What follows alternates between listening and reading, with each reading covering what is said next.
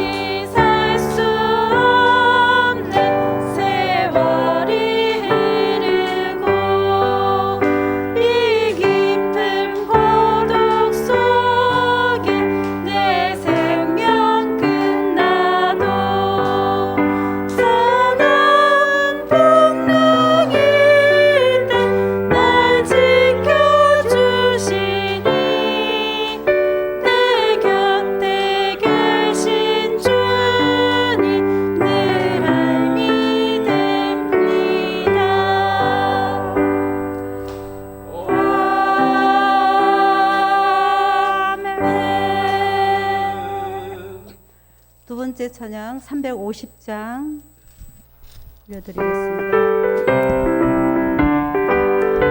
박수 치시면서 힘차게 같이 부르겠습니다. 우리들이 싸울 것은 흙이 아니요 우리들이 싸울 것은 육체 아니요 마음은 권세 맞서 싸워 제쳐버리고 죽을 영혼 살리고 실세 한 마음으로 살아가세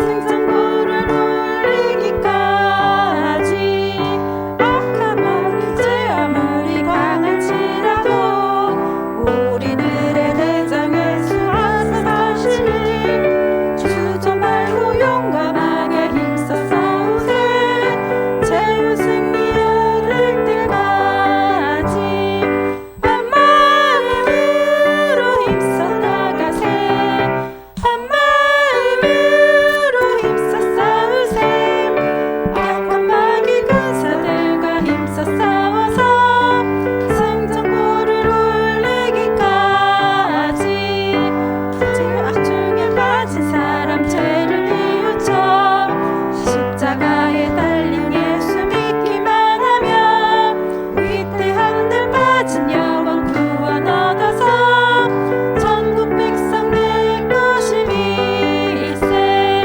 한 마음으로 힘써 싸우세. 한 마음으로 힘써 싸우세. 악한 마귀 군사들과 힘써 싸워서 승전고를 올리기까지. 아멘. 마지막으로 364 내 기도하는 그 시간 찬양 올려드리겠습니다.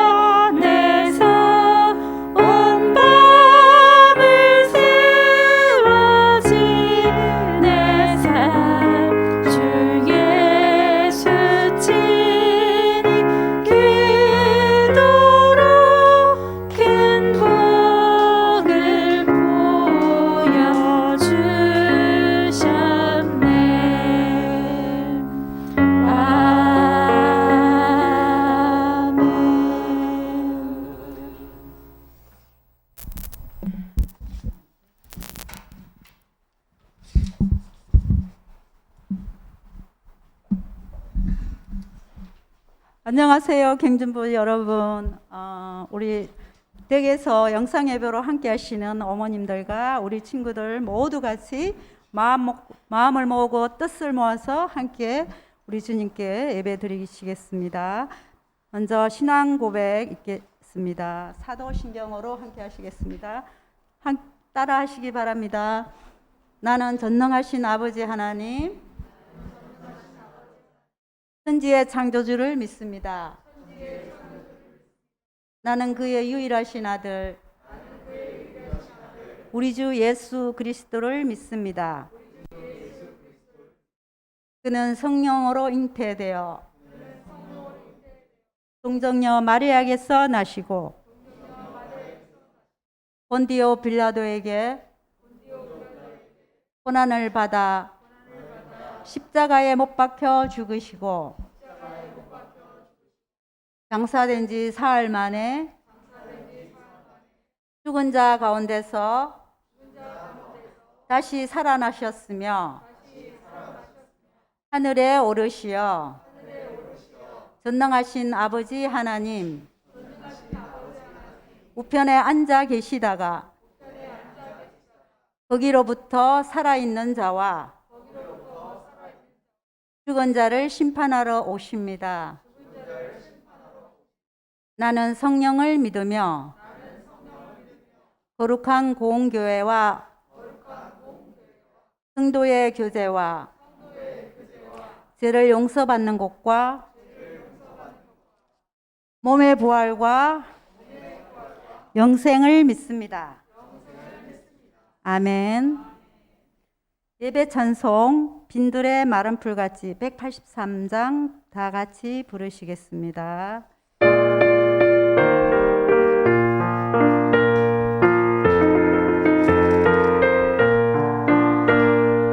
빈들의 마른 풀같이 시들은 나의 영혼 주님이 약속한 성령 간절히 기다리네 가물어 내 마른 땅에 단비를 내리시리 성령의 단비를 부어 새 생명 주옵소서 반가운 빗소리 들려 산천이 춤을 추네 봄비로 내리는 성령 내게도 주옵소서 가물어 내 마른 땅에 단비를 내리시리 성령의 단비를 부어 새 생명 주옵소서 절 따라 우러를 내려 조목이 무성하리 갈급한 내 심령 위에 성령을 부으소서 가물어 내 마른 땅에 단비를 내리시리 성령의 단비를 부어 새 생명 주옵소서 잠드신 나의 영혼 어길 수 있사오랴 오늘의 흡족한 일에 주실 줄 믿습니다 가물어 내 마른 땅에 단비를 내리시리 성령의 단비를 부어 새 생명 주옵소서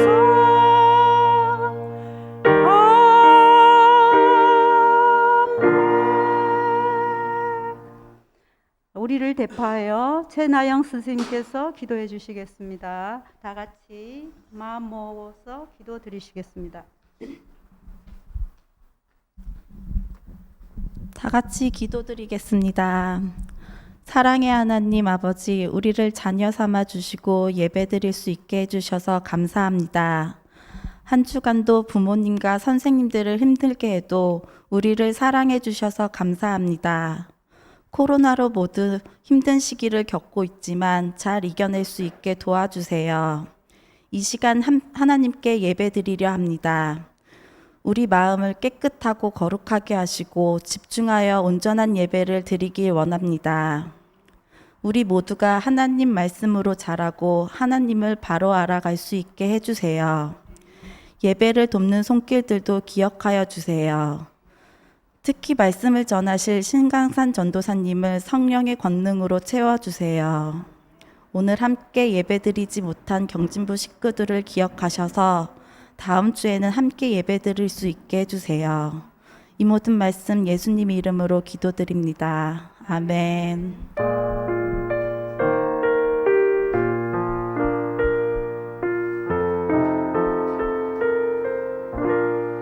감사합니다. 말씀 읽기 마가복음 11장 17절 따라 읽으시겠습니다. 내 집은 만민이 기도하는 집이라 칭함을 받으리라고 하지 아니하였느냐. 너희는 강도의 소굴을 만들었도다. 마가복음 11장 17절 말씀. 아멘. 성전을 깨끗하게 하신 예수님이란 제목으로 우리 신강산 전도사님 말씀 읽겠습니다. 모두 다 같이 말씀으로 큰 은혜 받으시는 시간 되시기 바랍니다.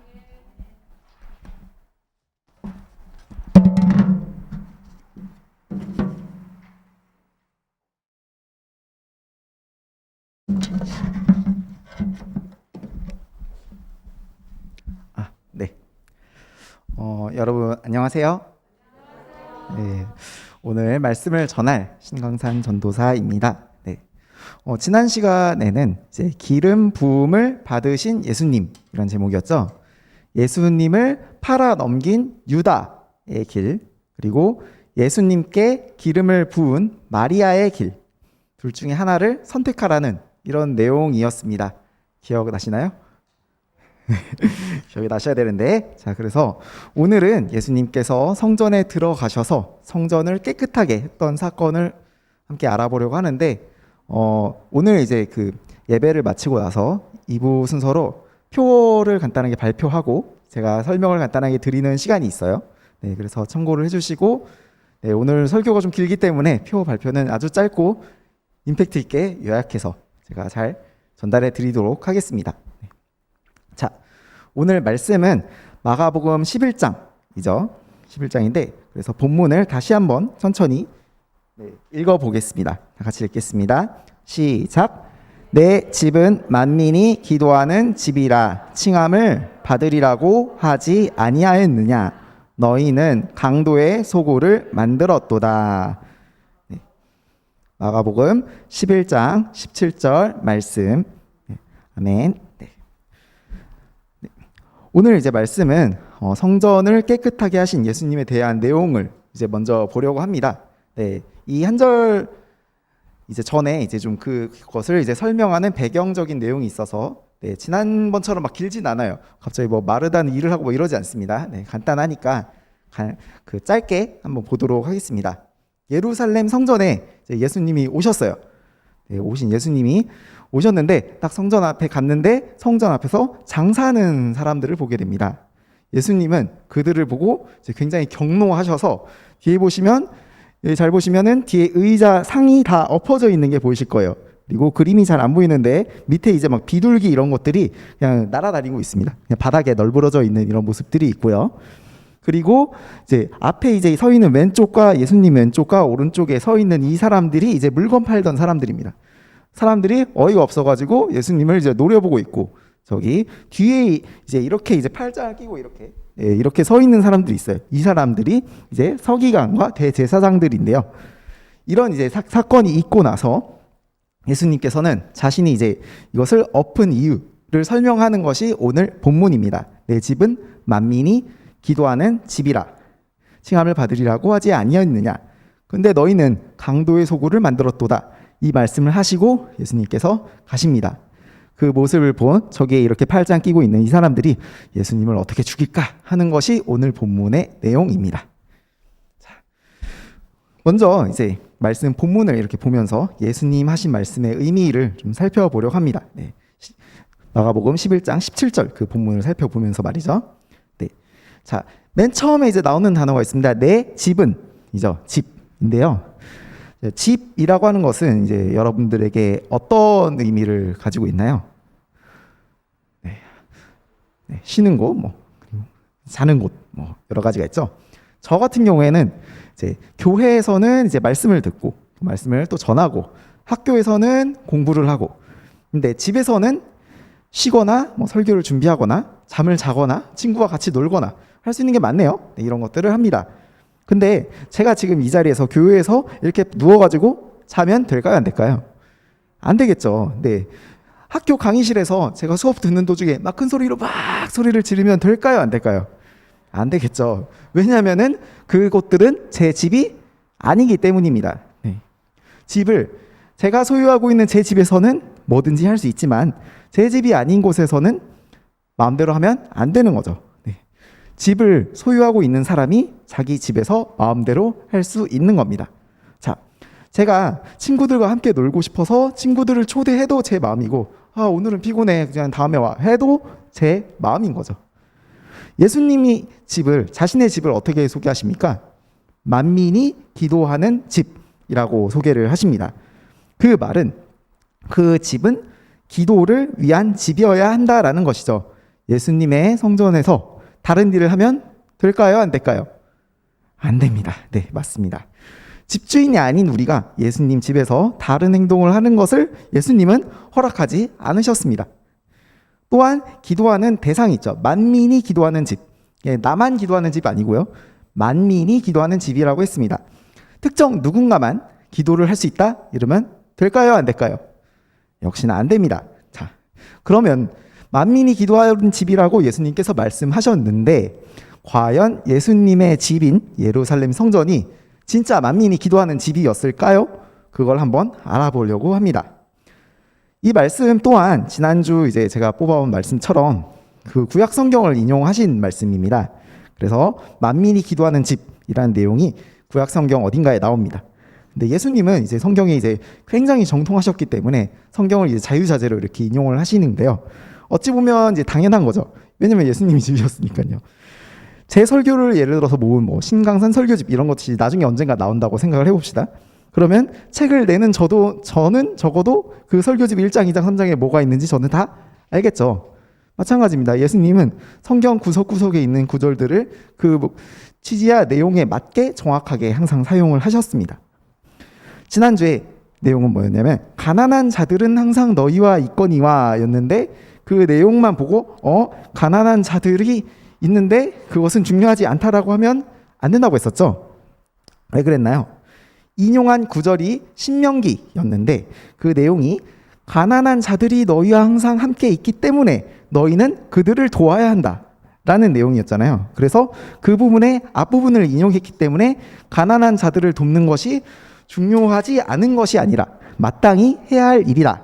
그러나 예수님과 항상 함께 있지 않기 때문에 우리를 위해 곧 죽어야 하는 그런 예수님의 더 중요한 일이 예수님 있었기 때문에 마리아가 향유를 부은 것을 허락하셨다라는 내용이었습니다.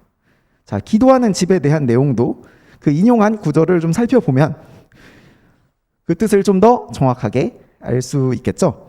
그래서 기도하는 집에 대한 내용은 이사야 56장 7절에 이렇게 나옵니다. 네, 이 본문을 제가 이제 먼저 앞부분을 읽고요. PPT 있는 부분부터는 같이 읽도록 하겠습니다. 자, 먼저 읽겠습니다. 내가 곧 그들을 나의 성산으로 인도하여 기도하는 내 집에서 그들을 기쁘게 할 것이며 그들의 번제와 희생을 나의 제단에서 기꺼이 받게 되리니. 여기부터 함께 읽겠습니다. 시작. 이는 내 집은 만민이 기도하는 집이라 일컬음이 될 것임이라. 이사야 56장은 어떤 내용이냐면요, 회복된 예루살렘의 모습을 다룹니다. 이사야 당시 쓰여지던 당시에는 이스라엘은 망해가고 있었습니다. 나라가 이제 기울어가는 그런 상황이었어요. 그리고 부패한 공동체의 모습이 이사야 곳곳에서 드러납니다. 이스라엘 왕 후기 왕들이 이제 계속해서 그 하나님 보시기에 악했고, 그래서 계속해서 망해가고 있었어요. 그런 이제 망해가는 모습들이 이사야 계속 나오지만 56장 이후로는 모든 심판 이후에 예배 공동체가 회복되고 성전에서 제사를 드리고 하나님께서 기꺼이 이것을 받으시는 모습이 바로 이 이사야 56장입니다. 이 본문에서 우리는 인간과 하나님의 아주 자연스러운, 원래 우리가 가졌어야 할 그런 관계를 볼 수 있습니다. 기도하는 집에는 인간이 온전히 하나님을 예배하는 모습이 담겨 있습니다. 자, 그런데 한번 생각을 해봅시다. 오늘 본문에 나오는 매매하는 이런 행위들은 사실은 필요한 것들이었습니다. 왜냐면요, 유대인들은 이제 유월절마다 예루살렘에 와서 제사를 드렸어야만 했습니다. 근데 그러다 보면 아주 멀리서 오는 사람들도 있고요, 먼 지역에서 다른 이제 화폐를 쓰는 사람들도 있었던 겁니다. 그러다 보니 자연스럽게 성전 주변에서 화폐를 바꿔주는 사람도 있었고, 돈 바꿔주는 사람, 재물을 멀리서 가져오는 것이 되게 어렵죠. 죽여야 될 동물인데 그걸 막 계속 질질질질 끌고 올 수가 없는 겁니다. 그래서 가까운 곳에서 재물을 파는 사람도 있었던 겁니다. 그럼 원래 있어야 되는 거기도 하죠. 편의를 위해서 이렇게 생겨난 이런 시장이 점차 이제 규모가 커져서 성전 안까지 들어와서 이렇게 널리 장사를 하는 것이 오늘 본문의 모습이었습니다. 근데 이 예수님께서는 이 모습을 보고 강도의 소굴에 비유를 하시면서 기도하는 집의 모습이 아니다 라고 말씀하신다라는 것이 중요합니다. 내용적으로는 필요했지만 예수님께서는 무엇을 근거로 이것을 강도의 소굴이라고 하셨을까요? 자, 강도의 소굴 얘기도 그 구약 성경의 인용입니다. 그래서 예레미야 7장 11절에 나오는데요. 네, 이렇게 됩니다. 제가 읽겠습니다. 내 이름으로 일컬음을 받는 내 집이 너희 눈에는 도둑의 소굴로 보이느냐? 보라, 나 곧 내가 그것을 보았느라. 예레미야서도 이사야와 비슷한 시기에 쓰여졌습니다. 네, 이스라엘 아까 이제 얘기했죠. 망하는 중이었다고. 주변국들 사이에서 막 휘청이고 있었습니다. 바벨론을 비롯해서 이런 강대국들이 많아가지고 풍전등화와 같은 상황이었습니다. 근데 이와 같은 상황에서 유대인들은 자신들의 나라가 망할 거라고 생각하지 않았습니다. 왜냐? 하나님 계신 성전이 건재하고 그들이 하나님께 선택받은 백성이라는 그 믿음 때문에 예루살렘은 무너지지 않을 것이다 라고 생각을 했습니다. 그런데 하나님께서는 성전의 겉모습이 아닌 실제 성전 안에서 이루어지고 있는 행위들을 이렇게 지적하시는 모습을 볼 수 있습니다. 네. 이렇게 되는데 8절에 보면은 너희가 무익한 거짓말을 했고 9절에 너희가 도둑질하며 살인하며 간음하며 거짓 맹세하며 바알에게 분향했다 라고 말합니다. 겉으로 보기에는 멀쩡했는데 실제로 돌아가고 있는 모습을 보면은 우리가 이제 십계명에서 분명히 도둑질하지 마라, 살인하지 마라, 간음하지 마라, 거짓 맹세하지 말라고 했는데 하나도 지켜지지 않는 이런 모습들을 보게 됩니다.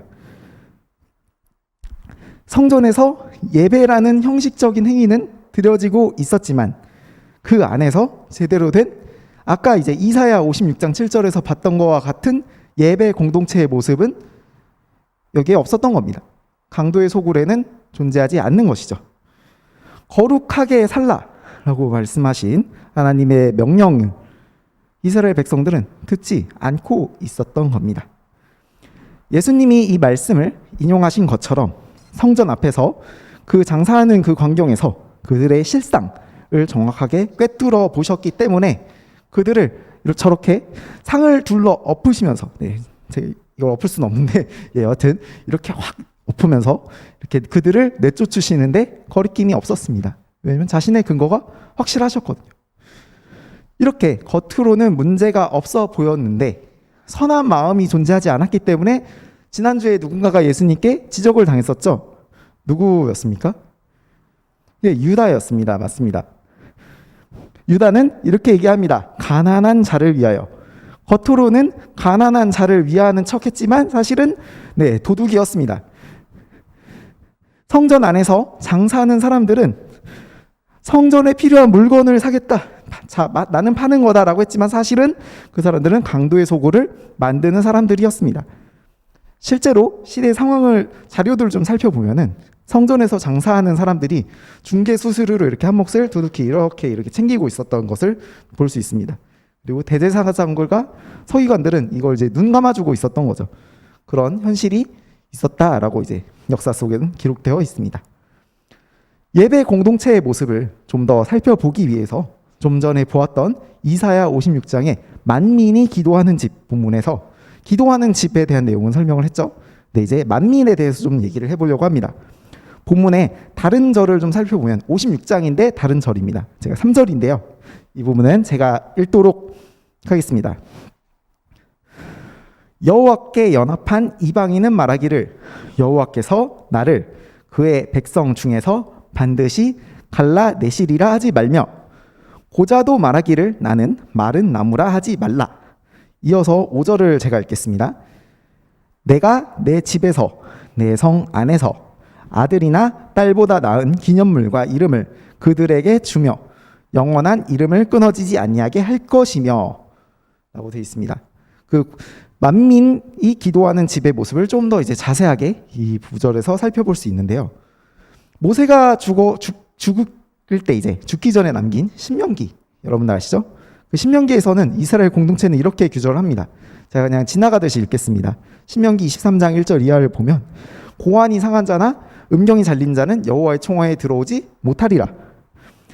사생자는 여호와의 총회에 들어오지 못하리니 그들에게 속한 자는 10대뿐 아니라 그들에게 속한 자는 10대에 이르기까지도 여호와의 총회에 들어오지 못한다. 암몬 사람과 모압 사람은 여호와의 총회에 들어오지 못하리니 영원히 10대뿐만 아니라 영원히 못 들어온다. 이렇게 이스라엘 공동체와 다른 이제 사람들을 분리하는 모습을 보여줍니다. 그런데 하나님께서 오늘 이사야 56장에서 보여주시는 이 새로운 공동체, 이 새로운 공동체는 장애와 인종의 차별이 더 이상 존재하지 않는다는 것입니다. 오히려 그들의 영원한 이름을 끊어지지 아니하게 할 것이다 라고 말씀하십니다. 다시 당시 문화를 좀 살펴보면요, 예루살렘 성전에는 이방인들이 거기서 제사를 드릴 수가 없었습니다.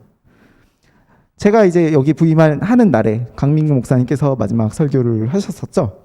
그때 사마리아 여인과 대화를 하는 모습이 나옵니다. 대화를 하는 모습이 나오는데 유대인과 아수르인의 혼혈이 사마리아인이죠. 그 사마리아인들을 유대인들이 거부했습니다. 너희는 부정한 백성이다. 거부하고 예루살렘에서 제사를 드릴 수 없기 때문에 사마리아인들은 그리심산이라는 이런 다른 그들의 산에서 예배를 드리고 그랬습니다. 심지어 그 당시 장사하던 사람들은 어땠냐면요, 자신들이 파는 재물이 아니면 성전에 올리질 못하게 했습니다. 이렇게 예루살렘 성전이 만민이 기도하는 집이 아니라 유대인 그리고 심지어 자신들을 통해 재물을 구한 사람만 예배를 드릴 수 있는, 그렇게 정말 분리적이고 만민이 기도하는 집과는 정말 거리가 먼 이런 장소였다는 것입니다. 거기서 그 성전에서 물건 거래하는 사람들은 예배 드릴 수 있도록 돕는 역할이라고 할 수 있겠습니까? 아니요, 예배를 방해하고 있는 사람들인 겁니다. 예수님께서 왜 이 구절을 인용하셨을까를, 이런 배경들을 살펴보면 이제 좀 알 수 있을 것 같습니다.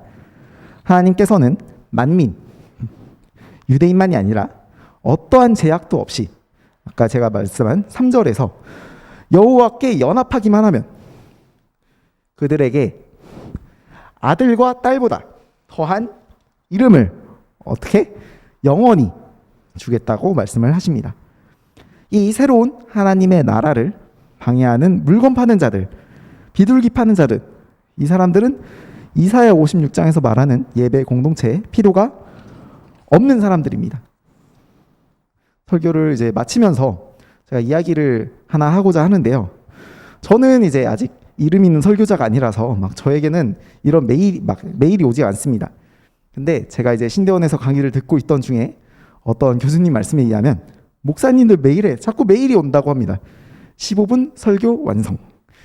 그럴듯한 설교문을 돈 주고 이제 파는 그런 유혹들이 있는 것이죠. 제가 이제 설교를 매주 준비를 해보니까요.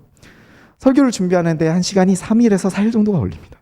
네, 물론 뭐 3살 내내 막 계속 앉아서 밥도 안 먹고 설교 준비를 하는 것은 아니지만 하나님이 2주에 저를 통해서 어떤 말씀을 전하실까 묵상하고 본문 말씀을 정하고 그리고 또 고민하는 이런 과정이 물론 말씀을 알아가는 과정이 전 즐겁습니다. 즐겁지만 제 설교를 통해서 하나님께서 제대로 저를 통해서 뭔가 말씀을 전달하시지 않으면 제가 전달력이 부족해서 능력이 부족해서 아무것도 전달하지 못하면 어떻게 하지? 제가 너무 부족한 것은 아닐까? 이런 고민들이 되게 많습니다. 네. 또 준비하는 가운데 이제 설교 준비하는 시간 아닌 시간이라고 해도 막 그 시간 동안 저 그냥 아무렇게나 널브러져 있을 수가 없습니다. 그 시간 계속해서 하나님과 교제해야 되고요. 계속해서 하나님을 묵상해야 되는 이런 이제 시간들을 계속 보내고 있습니다. 그러다 보니까요. 이런 15분 설교 완성 같은 게 귀찮음을 해결해 주는 용도로 아마 이런 걸 쓰시는 분들은 그렇게 쓰겠죠. 겉으로는 성도들에게 티가 나지 않을 겁니다. 누군가는 이 설교를 듣고 15분 완성 설교를 듣고 아멘 할지도 모릅니다.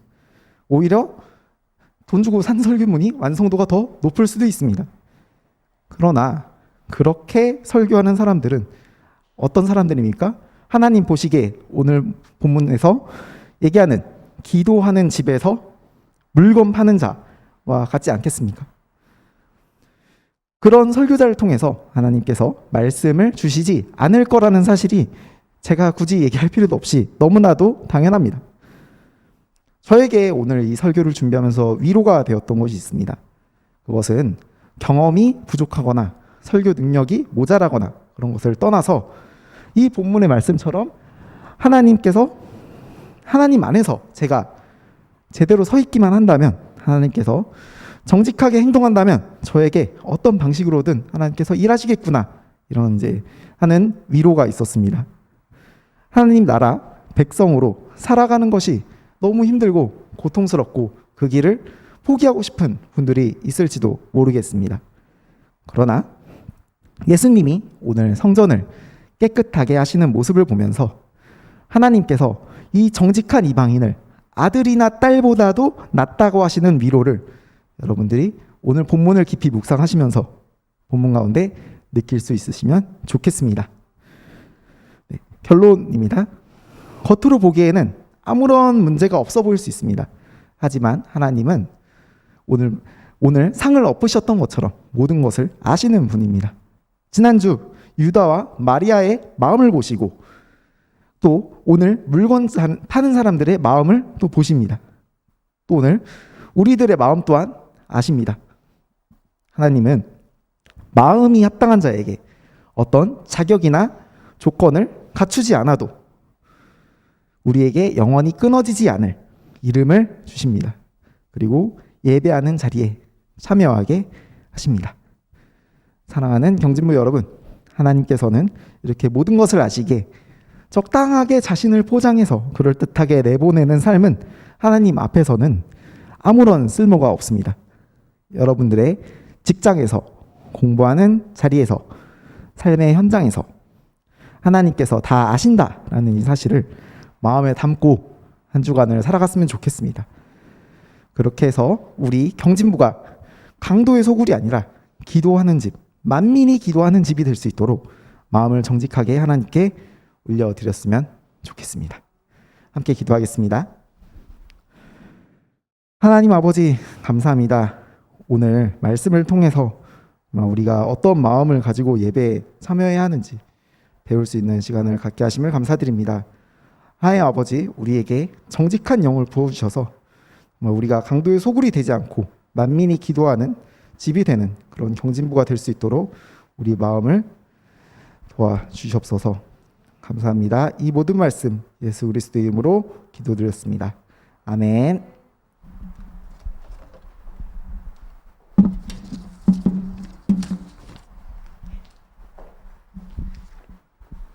말씀 감사합니다. 한 주간도 우리 모두가 기도하는 육체로나 마음으로나 하나님 앞에 정직한 영으로 기도하는 자녀로 살아가시면서 승리하시기 바랍니다. 338장 내 주를 가까이 하게 하면 다 같이 찬양 올리겠습니다.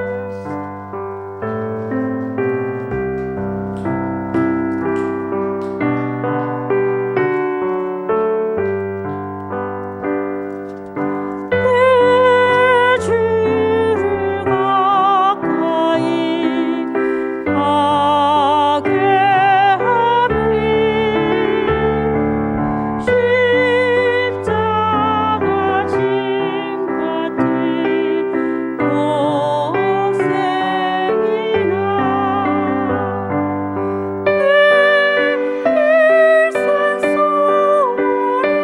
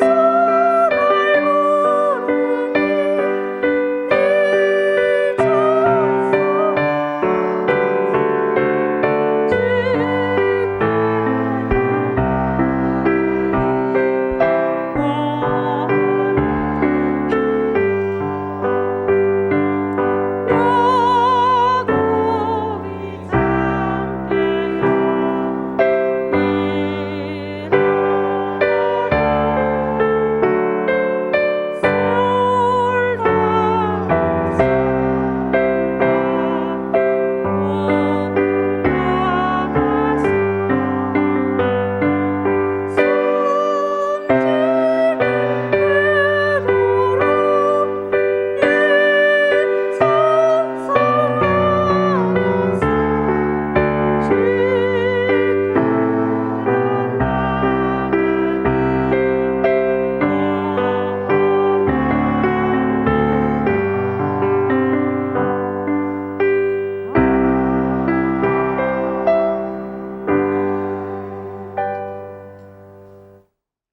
헌금 드리겠습니다.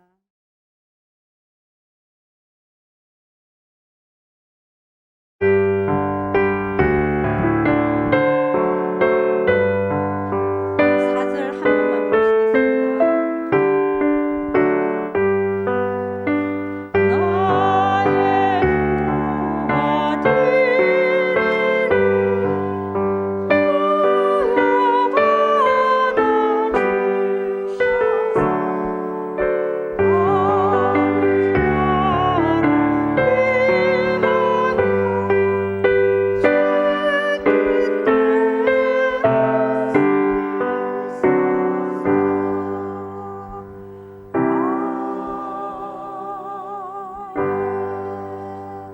나의 다 같이 헌금 기도 드리시겠습니다. 온 우주 만물의 창조주 우리 주님을 찬양드립니다. 오늘 이렇게 또 고난주간을 맞이하여 저희들을 주의 전으로 불려주시고 함께 주님을 찬양하며 말씀 듣고 예배드릴 수 있도록 은혜 주심을 감사합니다. 그 은혜에 아버지 감사하여서 작은 물질을 주님께 올려드립니다. 주님, 이 물질을 아버지 받으시고 하늘나라에서 10배, 30배, 100배의 아름다운 열매가 맺혀지게 하시고 드리는 손길마다 하나님의 은혜와 축복이 넘칠 수 있도록 도와주시옵소서. 그렇게 인도하여 주셔서 저희의 삶이 언제나 물질로도 풍성한 은혜를 누릴 수 있도록 하나님 함께하여 주시옵소서. 감사를 드리옵고 은혜의 주 예수 그리스도 이름 받들어 기도합나이다. 아멘. 광고 말씀 드리겠습니다. 오늘은 벌써 사순절 세 번째가 되었습니다. 사순절에 대해 수는 열흘을 말씀을 하고 있는 줄 아시죠? 우리 경진부 가정에서 예배드리시는 우리 친구들 사순절 40일 동안 우리 주님의 죽으신 그 고난을 묵상하면서 십자가의 사랑으로 하나님 아버지 앞에 예배드리는 그런 삶을 사시기를 간절히 기도합니다. 그래야 우리 죄를 위해 죽으신 예수님을 늘 묵상하면서 또 우리 몸 전체가 가정이 모두 기도하는 그런 성전으로 나아갈 수 있기를 간절히 바라옵나이다. 성경을 암송함으로 하나님과 동행합시다. 마가복음 11장 17절 말씀입니다. 다시 한번 따라 하실게요. 내 집은 만민이 기도하는 집이라. 칭함을 받으리라고 하지 아니하였느냐? 너희는 강도의 소굴을 만들었도다. 마가복음 11장 17절 말씀. 아멘. 방역수칙에 따른 예배 인원 제한으로 3월 14일까지 우리 학생들 두 조로 계속 나눠서 출입하게 됩니다. 그리고 3월 14일 다음 주 예배 인도는 우리 김수연 선생님이시고 그날 대표 기도는 최종복 선생님이십니다. 대표 기도자 선생님께서는 기도문을 준비해 주시기 바랍니다. 그리고 코로나19가 아직도 여전히 우리를 이어파오는 그런 가운데 있는데 다 같이 기도하면서 코로나19로부터 안전할 수 있도록 늘 조심하시며 마스크 잘 쓰고 손도 잘 씻고 거리 두기도 잘 유지하는 그런 생활 하시기 바랍니다. 마지막으로 주기도문으로 예배를 마치겠습니다. 따라하시기 바랍니다. 하늘에 계신 우리 아버지, 아버지의 이름을 거룩하게 하시며 아버지의 나라가 오게 하시며 아버지의 뜻이 하늘에서와 같이 땅에서도 이루어지게 하소서. 오늘 우리에게 일용할 양식을 주시고 우리가 우리에게 잘못한 사람을 용서하여 준 것 같이 우리 죄를 용서하여 주시고 우리를 시험에 빠지지 않게 하시고 악에서 구하소서. 나라와 권능과 영광이 영원히 아버지의 것입니다. 아멘. 이로써 오늘 예배를 다 마치겠습니다. 다음 주까지 우리 모두 영적으로나 육적으로나 강건하시기 바랍니다. 감사합니다.